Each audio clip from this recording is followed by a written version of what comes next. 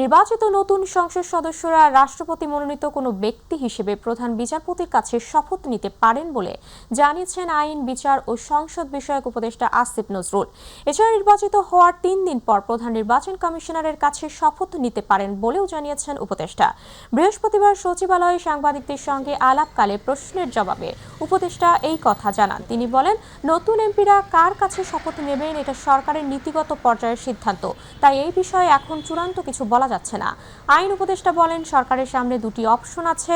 রাষ্ট্রপতি মনোনীত কোনো ব্যক্তির শপথ পড়াতে পারবেন, সেটি প্রধান বিচারপতি হতে পারেন। এটা যদি না হয় তাহলে প্রধান নির্বাচন কমিশনার শপথ পড়াবেন।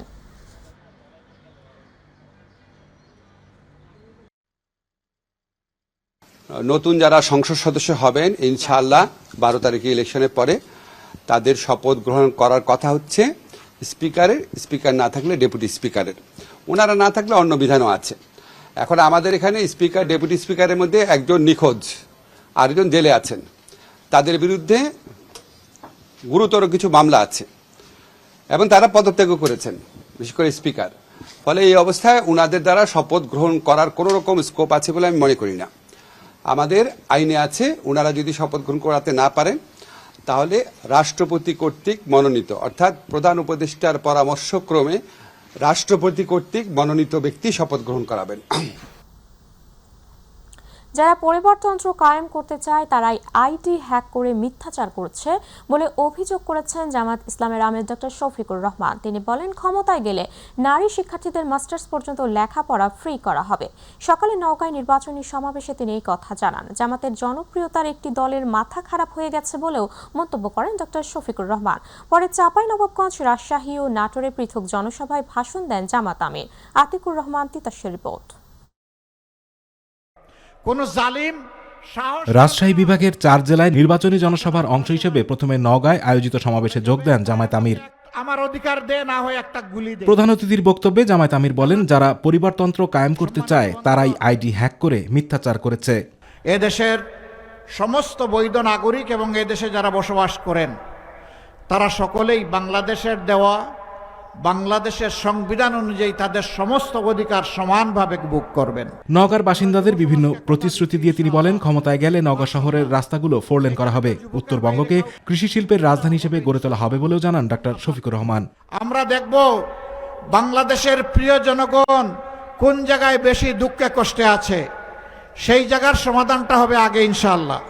জামায়াত ইসলামী ক্ষমতায় গেলে ছাত্রীদের মাস্টার্স পর্যন্ত পড়ালেখা ফ্রি করা হবে জানিয়ে তিনি বলেন, যুবকদের বেকার ভাতা নয়, কর্মসংস্থানের ব্যবস্থা করা হবে। যারা আমাদের ছাত্র সমাজ রয়েছে এর মধ্যে ছাত্রীদের জন্য আমাদের অঙ্গীকার, মাস্টার্স পর্যন্ত তারা সম্পূর্ণ সরকারি খরচে লেখাপড়া করবেন ইনশাআল্লাহ। এরপর চাঁপাইনবাবগঞ্জে আয়োজিত জনসভায় যোগ দিয়ে জামায়াত আমির বলেন, যার যেমন অবদান তার তেমন মূল্যায়ন করা হবে। বাংলাদেশকে রকেট গতিতে সামনের দিকে এগিয়ে নিয়ে যাবে তরুণরা।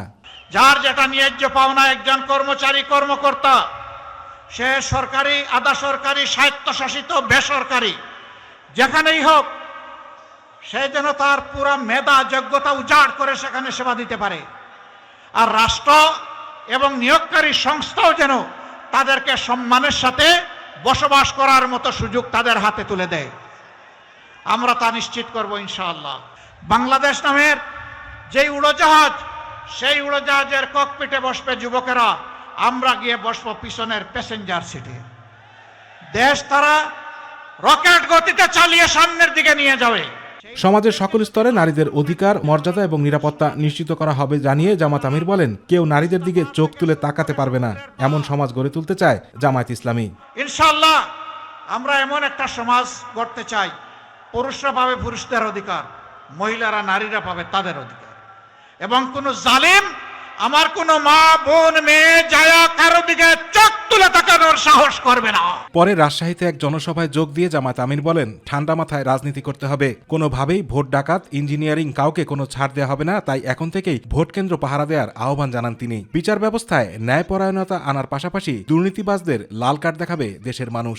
হ্যাঁ মানে পুরানা রাজনীতিকে লাল কার্ড, যেই রাজনীতি মানুষ খুন করে, যেই রাজনীতি আয়নাঘর তৈরি করে, যে রাজনীতি দেশপ্রেমিক নেতাদেরকে খুন করে, যেই রাজনীতি আমার দেশের সমস্ত সম্পদ লুণ্ঠন করে, যেই রাজনীতিবিদদের জন্য ব্যবসার উপাদানে পরিণত হয়, 12 তারিখ সেই রাজনীতিকে ইনশাআল্লাহ লাল কার্ড। সবশেষ নাটোরের জনসভায় যোগ দিয়ে ডাক্তার শফিকুর রহমান বলেন, যে বাংলাদেশে নারী সমাজ স্বাচ্ছন্দ্যে নিরাপদে থাকতে পারবে সেই বাংলাদেশ চায় জামাত।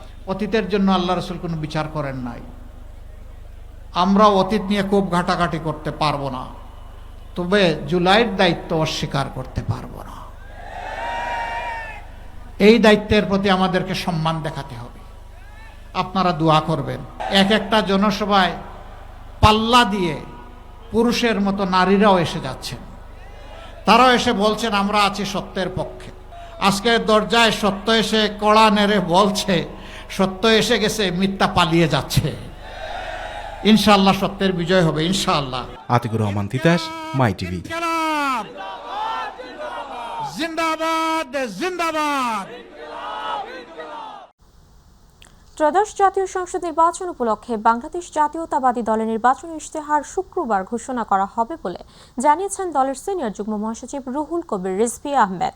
আর মহাসচিব মির্জা ফখরুল ইসলাম আলমগীর বলেছেন, এবারের নির্বাচনে কেউ ভোটে জালিয়াতি করতে চাইলে রুখে দেবে দেশের জনগণ। দেশে আলাদা অনুষ্ঠানে বিএনপি নেতারা এসব কথা বলেন। ইউসুফ আলীর রিপোর্ট।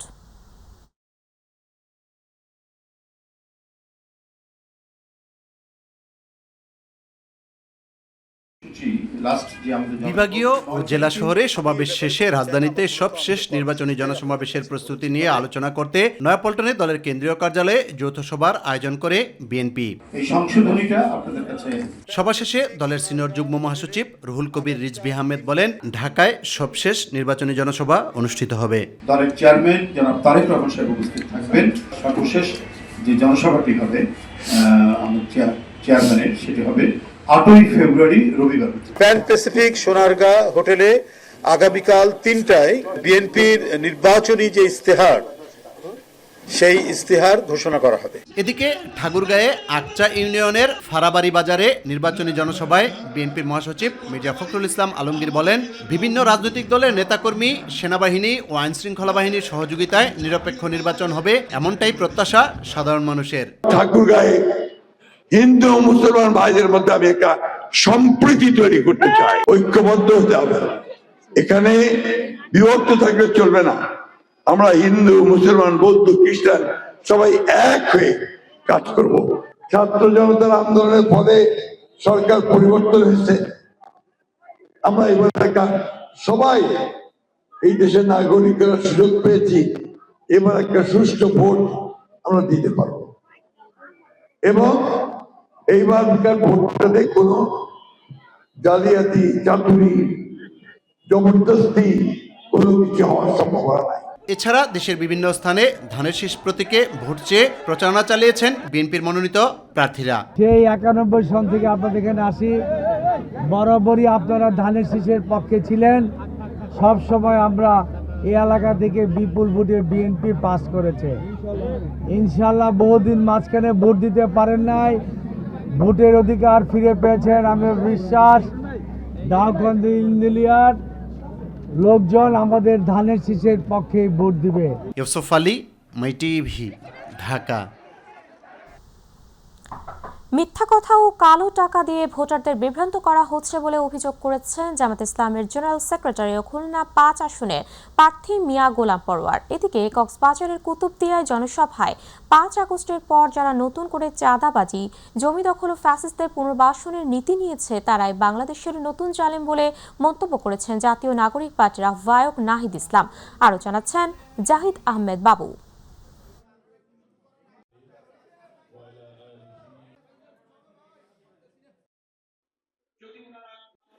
ব্যালটগুলো আমরা ভোটের দিন সকালে আনতে বলেছি। যদি ওনারা দূরবর্তী অঞ্চল হওয়ার কারণে ক্যারি করতে পারবে না বলে কোনো আমাদের ওনারা বলেছিলেন যে আমরা হয়তো তার আগেই ক্যারি করবো। তো প্রিভিয়াস এক্সপেরিয়েন্স হচ্ছে যে যেখানে ব্যালট আগে পৌঁছে যায় তার আশপাশের সন্ত্রাসীরা করে কি, সেই প্রিজাইডিং অফিসারকে বা কাউকে প্রলুব্ধ করে টাকা দিয়ে সেখান থেকে ব্যালট পেপার নিয়ে যায়, তার বাড়িতে থাকা খাওয়ার ব্যবস্থা করে। তারপরে যে সমস্ত ভোট কেন্দ্রগুলো আমরা ঝুঁকিপূর্ণ বলেছি, তার সারাউন্ডিং এরিয়াতে কিছু অবৈধ অস্ত্রধারী কিছু লোক আছে, সন্ত্রাসীরা আছে। এটা কোনো পিক করে আমরা এই কেন্দ্রগুলো চিহ্নিত করেছি। এটা আমাদের চ্যালেঞ্জের কুতুবদিয়ার মানুষের দাবি হচ্ছে ফেরিঘাট তৈরি করা। ইনশাআল্লাহ আজাদ ভাই যদি আগামীর সংসদে এবং আগামীর মন্ত্রিসভায় যেতে পারে আপনাদের ভোটে, ইনশাআল্লাহ এই কুতুবদিয়ায় ফেরিঘাট হবে, বেড়িবাঁধ হবে ইনশাআল্লাহ। 11 দলীয় জোট যদি নির্বাচিত হয় তাহলে বাংলাদেশ থেকে আমরা দুর্নীতিকে বিদায় করে দেব ইনশাআল্লাহ। 3000 কোটি টাকার একটি প্রকল্প প্রস্তুতের কাজ করছে সরকারের মাধ্যমে। যদি নির্বাচিত হই আমরা, আগামী সরকারের মেয়াদের মধ্যে কুতুবদিয়ার পাকা বাঁধ তৈরি করা হবে ইনশাআল্লাহ। বহুল আলোচিত জুলাই গণ অভ্যুত্থানে আশুলিয়ায় 6 মরদেহ পোড়ানো সহ 7 হত্যার ঘটনায় মানবতা বিরোধী অপরাধের মামলার রায় ঘোষণা হয়েছে আজ। রায়ে সাবেক সংসদ সদস্য সাইফুল ইসলাম সহ 6 জনের মৃত্যুদণ্ড, 7 জনের যাবজ্জীবন এবং 2 জনকে 7 বছর করে কারাদণ্ড দেন আন্তর্জাতিক অপরাধ ট্রাইব্যুনাল 2। আর রাজসাক্ষী শেখ আফজালুল হককে খালাস দেয়া হয়। এসএম আরিফের রিপোর্ট। জুলাই গণ অভ্যুত্থানে আশুলিয়ায় 6 লাশ পোড়ানো ও একজনকে হত্যা মামলায় গত 21 আগস্ট অভিযোগ গঠন করে 16 আসামির বিরুদ্ধে বিচার শুরুর আদেশ দেন ট্রাইব্যুনাল 2। এর মধ্যে 8 আসামি পলাতক রয়েছেন। দীর্ঘ বিচারিক প্রক্রিয়া শেষে বৃহস্পতিবার এই মামলার রায় ঘোষণা করা হয়। রায়ে সাবেক সংসদ সদস্য সাইফুল ইসলাম সহ 6 জনের মৃত্যুদণ্ড, 7 জনের যাবজ্জীবন এবং 2 জনকে 7 বছর করে কারাদণ্ড দেন ট্রাইব্যুনাল। আর রাজসাক্ষী আফজালুল হককে খালাস প্রদান করা হয়। স্থানীয় এমপি সাইফুল ইসলাম তাকে মৃত্যুদণ্ড দেওয়া হয়েছে। আশুলিয়া থানার ওসি AFM শাহেদ রনিকে মৃত্যুদণ্ড দেওয়া হয়েছে। এসআই আব্দুল মালেককে মৃত্যুদণ্ড দেওয়া হয়েছে। এএসআই বিশ্বজিৎ শাহকে মৃত্যুদণ্ড দেওয়া হয়েছে। কনস্টেবল মুকুল চোকদারকে মৃত্যুদণ্ড দেওয়া হয়েছে। রনি ভূঁইয়া যুবলীগ সদস্য, তার মৃত্যুদণ্ড দেওয়া হয়েছে। মোট 6 জনের মৃত্যুদণ্ড দেওয়া হয়েছে। রায়ে অসন্তোষ প্রকাশ করে উচ্চ আদালতে যাওয়ার কথা জানান আসামি পক্ষের আইনজীবীরা। যে হিয়ার্সিগুলো ছিল ওইগুলো সব আনএট্রিবিউটেড হিয়ার্সি, এগুলার দিয়ে বিয়ন্ড রিজনেবল ডাউট প্রসিকিউশন প্রমাণ করতে পারেননি। আমি এই সাদা সংক্ষুব্ধ, আমি উচ্চ আদালতে অ্যাপিলেট ডিভিশনে, সুপ্রিম কোর্ট অ্যাপিলেট ডিভিশনে আপিল করব। আন্তর্জাতিক অপরাধ ট্রাইব্যুনাল 2-এ এটি প্রথম মামলার রায়, আর জুলাই হত্যাকাণ্ডের ঘটনায় তৃতীয়। এসএম আরিফ, মাই টিভি, ঢাকা। নির্বাচনের পর যত দ্রুত সম্ভব নির্বাচিত সরকারের কাছে দায়িত্ব হস্তান্তর করা হবে বলে জানিয়েছেন অন্তর্বর্তী সরকারের প্রধান উপদেষ্টার প্রেস সচিব শফিকুল আলম। তিনি বলেছেন এটি 17-18 ফেব্রুয়ারির পরে যাবে না। বিকেলে রাজধানীর ফরেন সার্ভিস একাডেমিতে আয়োজিত এক সংবাদ সম্মেলনে প্রেস সচিব এই কথা বলেন। এ সময় তিনি এই বছর 21-এ পদকপ্রাপ্তদের নাম এবং আসন্ন রমজানের অফিস সমন্বয় সূচি ঘোষণা করেন। সাদিয়া হক মোয়ের রিপোর্ট। প্রধান উপদেষ্টা ডক্টর মোহাম্মদ ইউনূসের সভাপতিত্বে যমুনায় অনুষ্ঠিত হয় উপদেষ্টা পরিষদের সভা। পরে ফরেন সার্ভিস একাডেমিতে ব্রিফিংয়ের সভার বিষয়বস্তু তুলে ধরেন প্রধান উপদেষ্টার প্রেস সেক্রেটারি। 2024 থেকে 31শে জানুয়ারির মধ্যে মোট 68টা রেগুলার উইকলি ক্যাবিনেট মিটিং হয়েছে। এই ক্যাবিনেট মিটিংগুলো, যেটার সভাপতিত্ব করেছেন চিফ অ্যাডভাইজার, সেগুলো 526টি ডিসিশন নিয়েছে, সিদ্ধান্ত নিয়েছে। জাতীয় সংসদ নির্বাচনের পরে দ্রুততম সময়ের মধ্যে নতুন সরকারের কাছে দায়িত্ব হস্তান্তরে আলোচনার কথাও জানান তিনি। এই গভর্নমেন্ট তার ঐতিহাসিক ডিউটি পালন করেছে এবং রেকর্ড পরিমাণ অধ্যাদেশ তারা জারি করেছে এবং এমন একটা ভয়ানক একটা অর্থনৈতিক ভঙ্গুর একটা অর্থনীতিকে তারা ইনহেরিট করেছিল, সেটাকে আবার আমি বলবো যে সতেজ করে আবার গ্রোথের প্ল্যাটফর্মে ফিরিয়ে এনেছে। একটা ইলেকশনের জন্য দেশকে প্রিপেয়ার করা এবং এখানে ফুললি সবাইকে একটা ভালো একটা রিফর্মের জায়গায় নিয়ে যাওয়া, সেটার জন্য জুলাই চার্টার আপনার করা হয়েছে এবং জুলাই চার্টার এখন রেফারেন্ডামে আসছে। আমরা আশা করি বাংলাদেশের জনগণ তার ভার্ডিক্টটা জানাবে। উপদেষ্টা পরিষদে অনুমোদিত 21 পদক প্রাপ্তদের নামও তুলে ধরেন শফিকুল আলম। এই বছর 21 পদক পেতে যাচ্ছেন 1 ফরিদ আক্তার ববিতা চলচ্চিত্রের জন্য, 2 প্রফেসর ডক্টর মোহাম্মদ আব্দুস সাত্তার, 3 মেরিনা তাবাসসুম, 4 আয়ুব বাচ্চু, 5 ওয়ারফেজ, আপনারা জানেন ওয়ারফেজ দল সম্পর্কে, সঙ্গীত দল সম্পর্কে, ব্যান্ড মিউজিক। 6 ইসলাম উদ্দিন পালাকার। 7 শফিক রেহমান। 8 প্রফেসর মাহবুবুল আলম মজুমদার। 9 তেজস হালদার যশ। আর 10 হচ্ছে অর্থী আহমেদ। এই 10 জন ছিলেন এই বছরের 21শে পদক রেসিপিয়েন্টস। যৌন হয়রানি রোধে করা নীতিমালার কথাও জানান প্রেস সেক্রেটারি। সাদিয়া হক মৌ, মাই টিভি, ঢাকা। জাতিকে সুষ্ঠু ও গ্রহণযোগ্য নির্বাচন উপহার দিতে বাংলাদেশ সশস্ত্র বাহিনী সম্পূর্ণ প্রস্তুত বলে জানিয়েছেন বিমান বাহিনী প্রধান air chief marshal Hasan Mahmud Khan. অন্যদিকে নির্বাচনী কেন্দ্রগুলোর পরিস্থিতি নিয়ন্ত্রণে প্রয়োজনে আইন অনুযায়ী বল প্রয়োগ করা হবে বলে জানিয়েছেন সেনাবাহিনীর মিলিটারি অপারেশনস পরিদপ্তরের পরিচালক ব্রিগেডিয়ার জেনারেল দেওয়ান মোহাম্মদ মঞ্জুর হোসেন। রাজধানীর পৃথক স্থানে বিমান বাহিনী ও সেনাবাহিনীর ব্রিফিংয়ে এসব কথা বলা হয়। এদিকে বরগুনায় পৃথক অনুষ্ঠানে সুষ্ঠু নির্বাচন আয়োজনে সর্বোচ্চ সহযোগিতার কথা জানান নৌবাহিনী প্রধান। ইলিয়াস মাদবরের প্রতিবেদন। ত্রয়োদশ জাতীয় সংসদ নির্বাচন ও গণভোট 2026 উপলক্ষে ঢাকা মহানগরে সেনা ক্যাম্প পরিদর্শন ও মতবিনিময় সভায় অংশ নেন সেনাবাহিনীর প্রধান জেনারেল ওয়াকারুজ্জামান।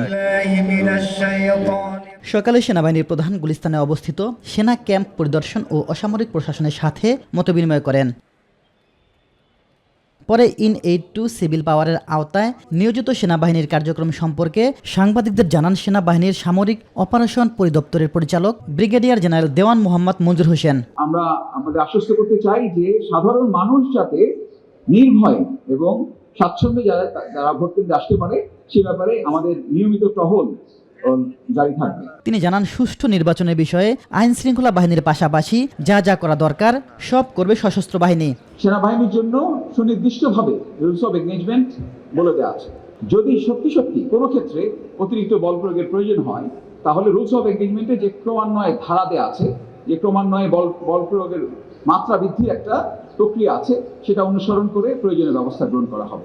এদিকে ঢাকা সেনানিবাসে ত্রয়োদশ জাতীয় সংসদ নির্বাচন ও গণভোট উপলক্ষে এক ব্রিফিংয়ে কথা বলেন বিমান বাহিনীর প্রধান air chief marshal Hasan Mahmud. বলেন নির্বাচনকে নিরবিচ্ছিন্ন ও অংশগ্রহণমূলক করতে বিমান বাহিনী তার সর্বোচ্চ ক্ষমতা দিয়ে প্রস্তুত রয়েছে। শেষ পর্যায়ে যেসব প্রস্তুতি নিতে হয় সেই পর্যায়ে আমরা চলে এসেছি। তো এই মুহূর্তে আমরা আজকে হচ্ছে 5 তারিখ, আমরা আগামী 2 দিন পরেই আমাদের বিশেষ করে ডিপ্লয়মেন্ট যেটা হওয়ার কথা, প্রাক এবং পরবর্তী নির্বাচনের যে ডিপ্লয়মেন্ট সেই ডিপ্লয়মেন্টটা আমরা করব। এদিকে অবাধ, নিরপেক্ষ ও সুষ্ঠু নির্বাচন নিশ্চিত করতে বাংলাদেশ নৌবাহিনী কঠোর অবস্থানে রয়েছে বলে জানান বাহিনীর প্রধান অ্যাডমিরাল এম নাজমুল হাসান। আসন্ন ত্রয়োদশ জাতীয় সংসদ নির্বাচনকে সামনে রেখে বরগুনা সফরে গিয়ে তিনি এমন মন্তব্য করেন। আইন শৃঙ্খলা বিরোধী অথবা কোনো রকমের সহিংসতার সৃষ্টি না হয়, কোনো বিশৃঙ্খলার সৃষ্টি না হয়, এই জন্য অন্যান্য বাহিনীর সাথে, গোয়েন্দা সংস্থার সাথে আমাদেরকে নিবিড় সমন্বয় এবং যোগাযোগ বজায় রাখতে হবে। নির্বাচনের দিন এবং নির্বাচনের পরবর্তী 2 থেকে 3 দিন এই সময়টা আমাদেরকে অতিরিক্ত সতর্ক থাকতে হবে। ইলিয়াস মাদবর, মাই টিভি, ঢাকা। প্রচার প্রচারণায় জমে উঠেছে বরিশালের দ্বীপ উপজেলা মেহেন্দিগঞ্জে জাতীয় সংসদ নির্বাচন। প্রার্থীরা ঘুরছেন ভোটারদের দ্বারে দ্বারে, উন্নয়নের প্রতিশ্রুতি দিচ্ছেন ভোটারদের। তবে ভোটারদের ভাবনা একটাই, যারা মেহেন্দিগঞ্জের নদী ভাঙন প্রতিরোধ ও উন্নয়ন করবে তাদের পক্ষে রায় দিবেন তারা। শামীম খানের তথ্যে জানাচ্ছেন তামান্না সিদ্দিকা। দিন যত ঘনিয়ে আসছে ততই জমে উঠছে নির্বাচনী প্রচার প্রচারণা। সারা দেশের মতো নির্বাচনী ছোঁয়া লেগেছে বরিশালের দ্বীপ উপজেলা মেহেন্দিগঞ্জেও। আমাদের উন্নয়নের পক্ষে যে কাজ করবে তাকে আমরা ভোট দিয়ে জয়যুক্ত করব। যারা উন্নয়নের কাজ করব আমরা তাদেরকেই ভোট দেবো। রাস্তাঘাট, পোলঘাট, ব্রিজ বা অথবা কিসের জন্য কাজ করবে তার জন্য। পাড়া মহল্লা থেকে শুরু করে গ্রামের আনাচে কানাচে প্রত্যন্ত অঞ্চলেও প্রার্থীরা এবং দলের নেতাকর্মীরা ছুটছেন ভোটারদের দ্বারে। আমাদের এই জায়গায় নদী ভাঙনে বেশি সমস্যা, তাই আমরা চাচ্ছি যারা এই উন্নয়নের কাজগুলো করবে তাদেরকে। রোদের স্বার্থে, রাস্তাঘাটের স্বার্থে এই তরুণ নেতৃত্বের মাধ্যমেই আশা রাখি বাস্তবায়ন হবে। ব্যানার ফেস্টুনে ছেয়ে গেছে গ্রামগঞ্জ। সকাল থেকে গভীর রাত পর্যন্ত চলছে উঠান বৈঠক। সভা সমাবেশে দিচ্ছেন উন্নয়নের নানা প্রতিশ্রুতি। আমাদের এখানে নদী ভাঙনের একটি বড় সমস্যা আছে, যোগাযোগের একটি ব্যাপক সমস্যা আছে, কারণ আপনারা জানেন যে এখানে পুরোটাই নদী। আমরা বহুমুখী সড়ক যোগাযোগের কথা বলেছি, যেটিকে আমরা খুব ভালোভাবে প্ল্যান ওয়াইজ মানুষকে বোঝাতে পেরেছি। মেহেন্দিগঞ্জে সবচেয়ে বড় সমস্যা একেবারে মূল ল্যান্ডের সাথে সংযোগ, এটাকে আমরা স্থাপন করেছি। আমরা এই নদী ভাঙনকে স্থায়ীভাবে প্রকল্প করে ব্যাকআপ প্রকল্পের মাধ্যমে এটাকে পুরা মেহেন্দিগঞ্জ কাজিয়ার নদী ভাঙন থেকে রক্ষা করছি। সংসদীয় আসন বরিশাল 4 হিজলা মেহেন্দিগঞ্জ আসনে ত্রয়োদশ জাতীয় সংসদ নির্বাচনে 6 জন প্রার্থী ভোট যুদ্ধে অবতীর্ণ হলেও মূল প্রতিদ্বন্দ্বিতা দাড়িপাল্লা প্রতীক নিয়ে জামাতের আব্দুল জব্বার, ধানের শীষের বিএনপি প্রার্থী মোহাম্মদ রাজীব আহসানের মধ্যে। যদিও ইসলামী আন্দোলনের হাত পাখা প্রতীকের প্রার্থী সৈয়দ এহসাক মোহাম্মদ আব্বুল খায়েরও প্রচারণা চালাচ্ছেন জোরে সোরে। 436 বর্গ কিলোমিটার আয়তনের এই আসনে মোট ভোটার সংখ্যা 4,17,521 জন। এর মধ্যে নারী ভোটার 2,03,080 জন, পুরুষ ভোটার 2,14,438 জন, তৃতীয় লিঙ্গ 3 জন। এই আসনে মোট ভোট কেন্দ্র 950টি। তামান্না সাদিকা, মাই টিভি। নির্বাচনের দিন যতই ঘনিয়ে আসছে, সাতক্ষীরার 4টি সংসদীয় আসনে বাড়ছে প্রার্থীদের ব্যস্ততা। প্রশাসন ও আইন শৃঙ্খলা বাহিনীর তৎপরতায় নির্বাচনী এলাকা জুড়ে উৎসব মুখর পরিবেশ। বিস্তারিত জানাচ্ছেন সাতক্ষীরা প্রতিনিধি ফয়জুল হক বাবুর তথ্যচিত্রে হাফিজা খানম জুথির রিপোর্ট। আর মাত্র কয়েকদিন পরেই অনুষ্ঠিত হতে যাচ্ছে ত্রয়োদশ জাতীয় সংসদ নির্বাচন। সাতক্ষীরার 4টি আসনে সকাল থেকে রাত পর্যন্ত ভোটারদের কাছে ছুটছেন প্রার্থীরা। উন্নয়ন, কর্মসংস্থান, শিক্ষা ও সুশাসনের নানা প্রতিশ্রুতি দিচ্ছেন তারা। জয়ের ব্যাপারে জনগণের ভিতরে দাঁড়িপাল্লার পক্ষে ব্যাপক মনোজোয়ার লক্ষ্য করতে পারছি। মাদককে জিরো টলারেন্স করতে হবে, যে প্রশাসন আমাকে হেল্প করে, এবং দুর্নীতি এবং স্বজনপ্রীতি সব বন্ধ করতে হবে। আমি যদি আপনাদের ভোটে, সবার ভোটে আমি নির্বাচিত হতে পারি, তাহলে আমি সব কাজগুলো সম্পন্ন করতে পারব। দীর্ঘদিন পর অবাধ ও সুষ্ঠু নির্বাচনের প্রত্যাশায় ভোটাররা ব্যক্তি বা দলের চেয়ে এবার তারা গুরুত্ব দিতে চান সৎ ও যোগ্য প্রার্থীকে। আমরা এমন একজন প্রার্থীকে দেখতে চাই যে জনগণের জন্য কাজ করবে। আমরা এরকম সরকার চাই যাতে সাশ্রয়ী মানুষ চলতে পারবে। নির্বাচনকে সামনে রেখে সাতক্ষীরার 7টি উপজেলা জুড়ে সম্পন্ন হচ্ছে সব ধরনের প্রস্তুতি। নারী ভোটারদের অংশগ্রহণ বাড়াতে জেলা প্রশাসন নিয়েছে বিশেষ উদ্যোগ। আমরা ভোটার উদ্বুদ্ধকরণ সভাও করছি, যাতে যেখানে মাইনরিটি আছে বা নারী ভোটার আছে তারাও যাতে আস্থার জায়গাটি তাদের তৈরি হয়। এই জন্য আমরা প্রত্যেকটি উপজেলায়, প্রত্যন্ত ইউনিয়নে কিন্তু আমরা নারী ভোটারদেরকে উদ্বুদ্ধকরণের জন্য আমরা সভা করছি। প্রত্যেকটা ভোট কেন্দ্রে বা সিসি ক্যামেরা দ্বারা নিয়ন্ত্রিত থাকছে, যার ফলে নিরাপত্তার ব্যাপারে পর্যাপ্ত মেজর নেওয়া হয়েছে। পাশাপাশি বিভিন্ন গোয়েন্দা সংস্থা, আমাদের ডিএসবি, তারাও দেখবে কোনো জায়গা থেকে অ্যাডভান্স তথ্য পেলে আমরা প্রয়োজনীয় ব্যবস্থা নেব। সাতক্ষীরা জেলায় 4টি আসনে মোট 609টি ভোট কেন্দ্রের মধ্যে 179টি ঝুঁকিপূর্ণ হিসেবে চিহ্নিত করে সেখানে বাড়ানো হয়েছে নিরাপত্তা ব্যবস্থা। হাফিজা খানম জুথি, মাই টিভি নিউজ ডেস্ক। দর্শক, এবার অন্যান্য প্রসঙ্গ। নৌ পরিবহন উপদেষ্টার সঙ্গে বৈঠকের পর চট্টগ্রাম বন্দরের শ্রমিক কর্মচারীদের কর্মবিরতি 2 দিনের জন্য স্থগিত করেছে বন্দর রক্ষা সংগ্রাম পরিষদ। বন্দর ভবনে নৌ পরিবহন উপদেষ্টা এম শাখাওয়াত হোসেনের সঙ্গে বৈঠকের পর বৃহস্পতিবার বিকেলে কর্মসূচি স্থগিতের কথা জানান পরিষদের অন্যতম সমন্বয়ক মোহাম্মদ হুমায়ুন কবির। তিনি বলেন, শনিবারের মধ্যে সিদ্ধান্ত না এলে রোববার থেকে কর্মসূচি পুনরায় চলবে। New marine container terminal DP ওয়ার্ল্ডকে ইজারা দেওয়ার সিদ্ধান্তের প্রতিবাদে শনিবার থেকে কর্মবিরতি শুরু করে বন্দরের শ্রমিক কর্মচারীরা। এই কারণে চট্টগ্রাম বন্দরে অচলাবস্থা তৈরি হয়েছে। এই পরিস্থিতির মধ্যে নৌপরিবহন উপদেষ্টা এম শাখাওয়াত হোসেন সকালে চট্টগ্রাম বন্দরে আসেন। এ সময় তিনি আন্দোলনরতদের বিক্ষোভের মুখে পড়েন। পরবর্তীতে তিনি সংগ্রাম পরিষদের প্রতিনিধিদের সঙ্গে বৈঠকে বসেন। ওনাদের সাথে কথা হবে, তারপরে আবার বিজনেস কমিউনিটিকে ডেকেছে, তাদের সাথে তাদের কথা শুনবো, শুনে কথা বলবো। মেইন টাইম আমার যেটা হচ্ছে যে ওনাদের কাছে আমাদের রিকোয়েস্ট যে কোনোভাবে বন্দরটাকে এভাবে যদি করেন তাহলে সরকারের না রাষ্ট্রের ক্ষতি হচ্ছে। আলোচনার মাধ্যমে সবই হতে পারে, কিন্তু আলোচনাটা এখনো কমপ্লিট হয়নি। আমরা বোর্ড সভার বৈঠকে যাব, সেখানে আলোচনা হবে। সেখান থেকে যদি নিরসন হয়, আমরা সকলে আমাদের কর্মসূচি আমরা প্রত্যাহার করব বা স্থগিত করব। যদি সেখানে কোনো আশানুরূপ ফলাফল না আসে, আমাদের কর্মসূচি অব্যাহত থাকবে। রাজধানীর মিরপুর 11 নম্বর এলাকার ওয়াপদা বিহারি ক্যাম্প থেকে 2 শিশু সন্তান ও তাদের বাবা মায়ের মরদেহ উদ্ধার করেছে পুলিশ। প্রাথমিকভাবে পুলিশের ধারণা শিশু সন্তানদের হত্যার পর বাবা মা আত্মহত্যা করেছেন। বৃহস্পতিবার দুপুর 1টার দিকে ওয়াপদা বিহারি ক্যাম্পের বি ব্লক থেকে তাদের মরদেহ উদ্ধার করা হয়। নিহতরা হলেন মোহাম্মদ মাসুম, তার স্ত্রী ফাতেমা আক্তার সুমি, তাদের 4 বছর বয়সী ছেলে মিনহাজ ও 2 বছর বয়সী ছেলে আসাদ।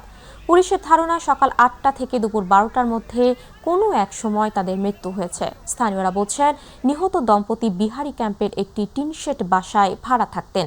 স্বামী রিকশা চালাতেন এবং স্ত্রী বাসা বাড়িতে কাজ করে জীবিকা নির্বাহ করতেন। এই পরিবার বিভিন্ন সমিতি থেকে ঋণ নিয়েছিল। প্রতিদিন কেউ না কেউ ঋণের কিস্তির জন্য আসতো। হয়তো কোনো উপায় না পেয়ে পরিবারের শিশুদের নিয়ে স্বামী স্ত্রী আত্মহত্যা করেছে। এদের ঝগড়া লাগছে, দুই জালে প্রায় লাগা থাকে। কালকে রাত 10টা অনেক ঝগড়া হয়েছে। ঝগড়া হওয়ার পরে রাতভর ঠিক ছিল, সকালবেলা স্বামী স্ত্রী ফাঁসি দিয়েছে। বাচ্চারে কি খাওয়াইছে আমরা জানি না। এটা হত্যা, হ্যাঁ একদম 100% এটা হত্যা করছে। 2 মেয়ে পোলাপানকে নিয়ে মরছি, এক মেয়েকে আমি আমার শাশুড়ির কাছে থুই আমি মরমুকিল লাগা। আমার একটা মেয়েকে কি মনে কি টান নাই? নির্যাতনের চাপ না নিতে পেরেই ওনারা নিজে আত্মহত্যা করেছেন।